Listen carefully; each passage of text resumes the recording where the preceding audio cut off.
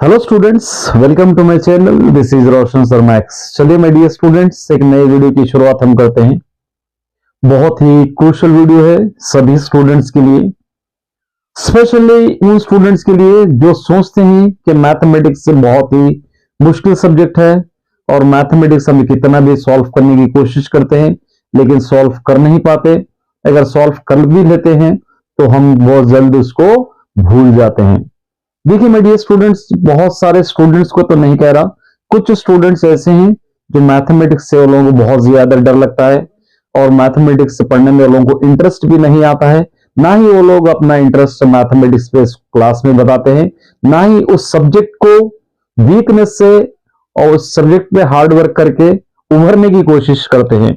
वो कुछ स्टूडेंट्स ऐसे भी है और कुछ स्टूडेंट्स ऐसे भी है कि वो लोग कोशिश करते हैं कि हम एटलीस्ट इन एग्जाम्स में किसी तरह पास हो जाए। कुछ स्टूडेंट्स ऐसे हैं बहुत क्लेवर होते हैं, वो लोग अच्छी तरह पढ़ने की कोशिश करते हैं। तो माय डियर स्टूडेंट्स, ये मैथमेटिक्स मैथ्स 2025 एग्जाम्स के लिए, बोर्ड एग्जाम्स के लिए, क्या हम 28 मार्क्स भी एफर्ट नहीं कर सकते? देखिए माय डियर स्टूडेंट्स, अगर आप पेपर को ऑब्जर्व करेंगे या पेपर देखेंगे तो बहुत आसान रहेगा। आपको 80 मार्क्स में से पासिंग के लिए 28 मार्क्स आपको लाना है। वैसे तो आपको 7 मार्क्स स्कूल से मिल ही जाएंगे, उसका कोई डाउट नहीं है। कोई भी स्कूल वाले 7 नहीं, बहुत ज्यादा ही डालते हैं, लेकिन ये 28 मार्क्स आपकी रिस्पॉन्सिबिलिटी है। तो सोचिए, आप अपने स्कूल में 13 ईयर्स स्पेंड करते हैं, नर्सरी एलकेजी से लेकर आप पूरा 10th क्लास तक अपने स्कूल में स्पेंड करते हैं। हो सकता है कोई स्टूडेंट 5th में एडमिट हो, कोई स्टूडेंट पूरे क्लासेस वहीं पर पढ़े हो, कोई स्टूडेंट 8th में 9th में, कुछ भी हो जाए। अगर दूसरे स्कूल में अगर स्पेंड कर रहा है तो हो सकता है वो कहीं और स्कूल में पढ़कर भी आए होंगे, लेकिन अगर 13 ईयर्स अगर नहीं लिए, कम से कम 10 ईयर्स फर्स्ट से लेकर 10th क्लास तक आप अपने स्कूल में पढ़े हैं, तो आपको हर सब्जेक्ट बराबर से हो रहा था, हर क्लास आप बराबर अटेंड कर रहे थे। फिर भी आप 10th में आने के बाद एक 28 मार्क्स लाने के लिए भी दिक्कत का सामना क्यों करना पड़ता है आपको? क्यों मुश्किल होती है आपको? क्योंकि आपने कभी उस सब्जेक्ट के गलतियों से उभरने की कोशिश नहीं की, ना ही उस सब्जेक्ट को हमको टफ लगता है तो उस पर हम थोड़ा सा मेहनत करके उसको आगे बढ़ेंगे। जो भी हमें खामी है, जो भी हमें डाउट है, वो हम जो अच्छा सॉल्व कर सकते हैं, या फ्रेंड्स हो या टीचर्स हो या हम ट्यूशन क्लासेस जहां पर भी लेते हैं, वहां पर से हम उस डाउट्स को क्लियर करके मैथमेटिक्स को इंप्रूव करने की कोशिश करेंगे। ये कभी आपने शायद नहीं सोचा होगा, इसलिए आप जून से लेकर आते आते मार्च तक वही रट्टा लगा कर रखे हैं कि मैथमेटिक्स में हमारे लिए मुश्किल है। एवरीडे स्कूल को आप जा रहे हैं, एवरीडे आपकी क्लास हो रही है, टीचर की क्लास एवरीडे अटेंड करते हो, तो फिर क्या कर रहे हो? 45 मिनट्स आप एटलीस्ट रोज है ना, 45 मिनट्स आप अटेंड करते हैं, तो फिर उन 45 मिनट्स को आप क्या कर रहे हो? जस्ट 28 मार्क्स, पासिंग मार्क्स भी नहीं ला सकते, क्योंकि बहुत सारे स्टूडेंट्स आपने देखा होगा लास्ट ईयर मैथमेटिक्स और फिजिक्स में फेल हुए हैं। कोई भी सब्जेक्ट, जस्ट मैं मैथमेटिक्स का वीडियो बना रहा हूं, दूसरे सब्जेक्ट का भी बनाऊंगा, अभी मैथमेटिक्स का टॉपिक चल रहा है तो इसलिए मैथमेटिक्स की बात करूंगा। देखिए माय डियर स्टूडेंट, जस्ट क्या 28 मार्क्स भी हम नहीं ला सकते? क्या हमारे में इतनी एबिलिटी नहीं है, इतनी कैपेबिलिटी नहीं है कि हम 28 पूरा साल भर पढ़ के जस्ट 28 मार्क्स के लिए भी हमको बहुत मेहनत करना पड़ रहा है, 28 मार्क्स के लिए भी हमको बहुत ज्यादा कोशिश करना पड़ रहा है, 28 मार्क्स के लिए भी हमको तरसना पड़ रहा है? ये बहुत ही नाइंसाफ वाली बात है। अगर आप जून से ही तवज्जो देते या इंटरेस्ट देते, देखिए आपके पास 14 चैप्टर्स है मैथमेटिक्स, हो सकता है इनमें से कुछ ऐसे चैप्टर्स हो जो आपको आसानी से समझ में आए, लेकिन आप समझने की कोशिश ना किए हो। टफ चैप्टर तो दूर रख दीजिए, इजी एटलीस्ट इसके अंदर से 6 to 7 चैप्टर्स ऐसे हैं जो आपको आसानी से समझ में आते हैं। लेकिन हो सकता है उन चैप्टर्स में आपने कभी इंटरेस्ट ही नहीं दिखाया हो, असल मैथमेटिक्स पे ही आप इंटरेस्ट नहीं दिखाया हो, जिसकी वजह से आपको 28 मार्क्स के लिए भी एग्जाम्स में तरसना पड़ रहा है।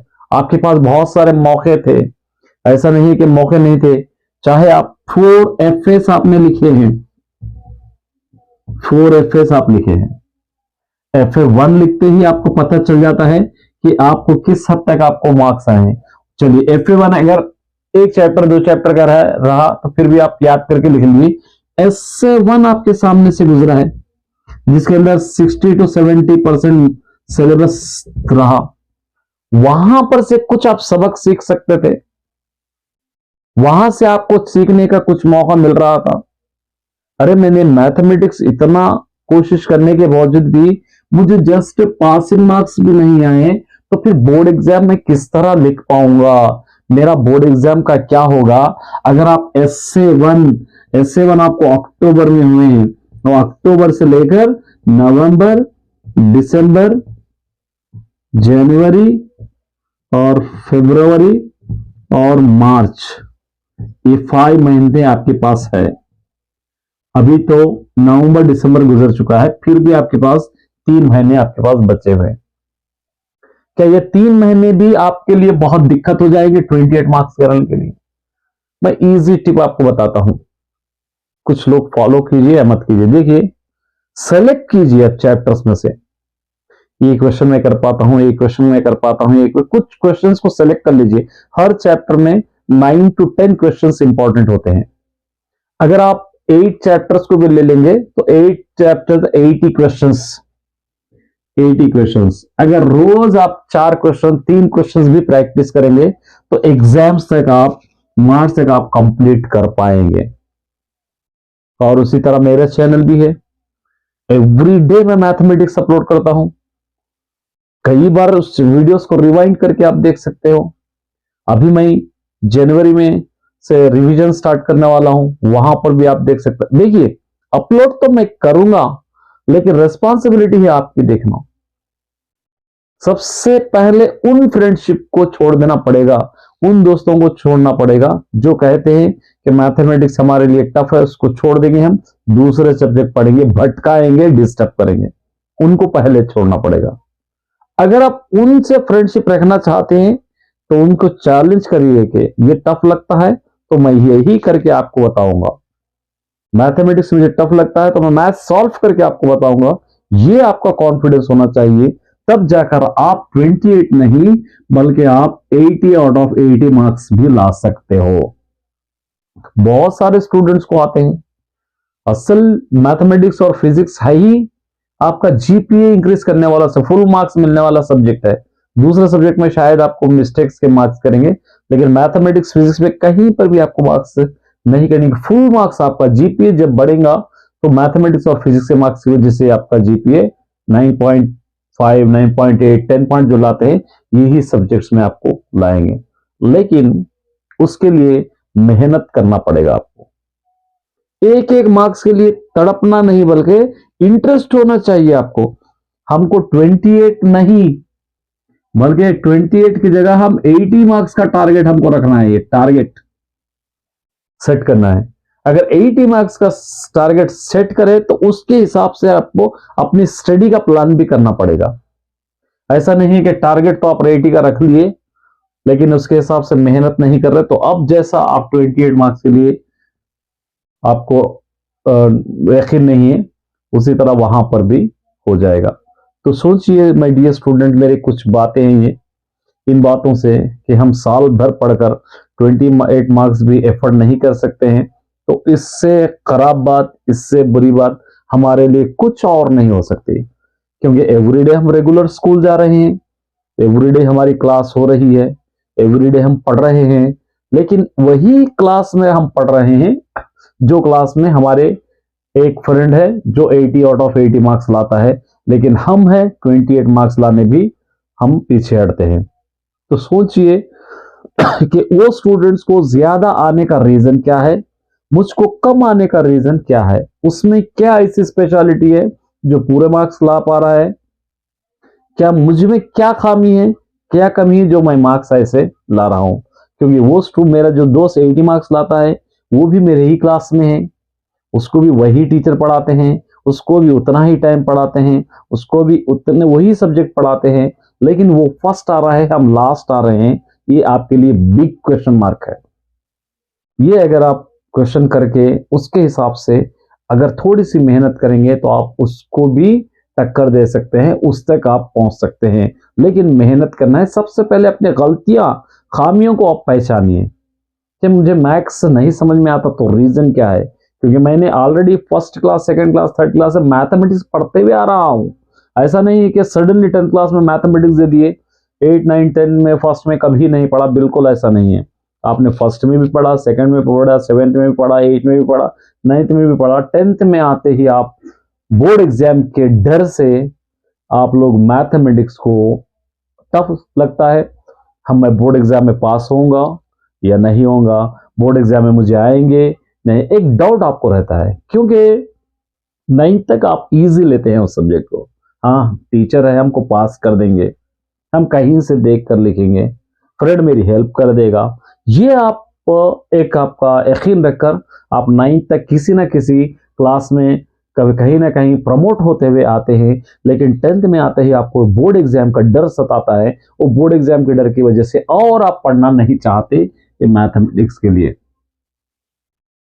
तो मैं आपको सोचता हूं, देखिए मोटिवेशन करना अलग बात है, मोटिवेट करना अलग बात है। आप खुद ब खुद इंटरेस्ट बताओगे, आपको यकीनन इंटरेस्ट है तो खुद ब खुद मोटिवेट हो जाओगे, पढ़ोगे।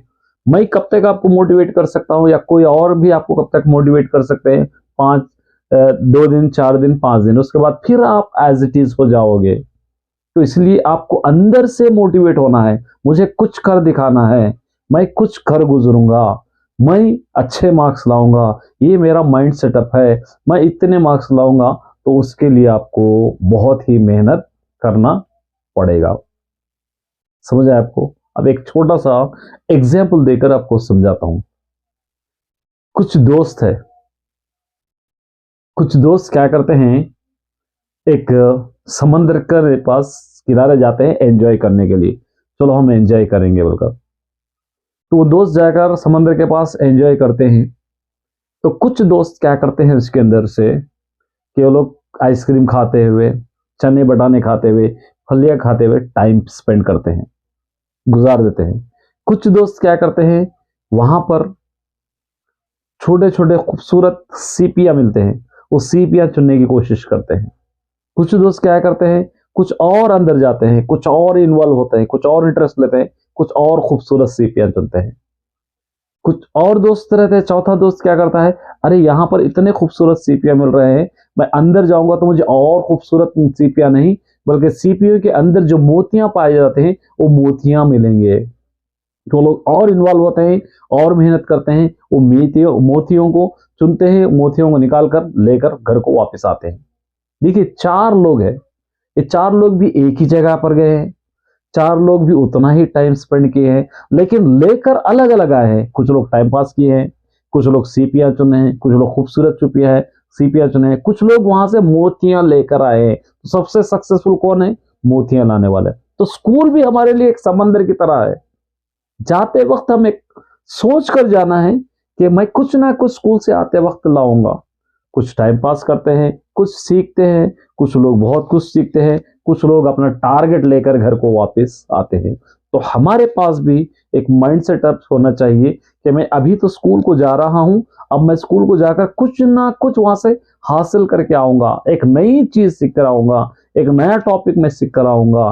तो ये अगर आपका अंदाजा रहेगा, ये अगर आपकी सोच रहेगी, तो कुछ ना कुछ आप स्कूल से सीख कर आओगे। क्या करना है, रोज जाते हैं स्कूल को, आज भी जाएंगे, फ्रेंड से खेलेंगे, गपशप मारेंगे, टाइम पास करेंगे, वापस आएंगे। फिर बोर्ड एग्जाम के वक्त टेंशन लेंगे कि मुझे कुछ नहीं आता, मैंने कुछ नहीं पढ़ा और मुझे और पढ़ना चाहिए, एक टेंशन रहता है। तो इसको अगर आप दूर करना चाहते हैं तो मेहनत आपको करना पड़ेगा। बोलने के लिए बहुत सारे बातें हैं, उम्मीद करता हूं कि इससे कुछ आप सीख जाओगे। एफर्टलेस मत बनिए, एफर्ट करने वाले बनिए। 28 मार्क्स नहीं बल्कि 80 मार्क्स की कोशिश कीजिए। मेरे चैनल पे भी मैं भी आपको साथ दूंगा, निश्चिंत रहिए, बस कोशिश कीजिए। कोशिश करने से ही हमको कामयाबी मिलती है। All the best my dear.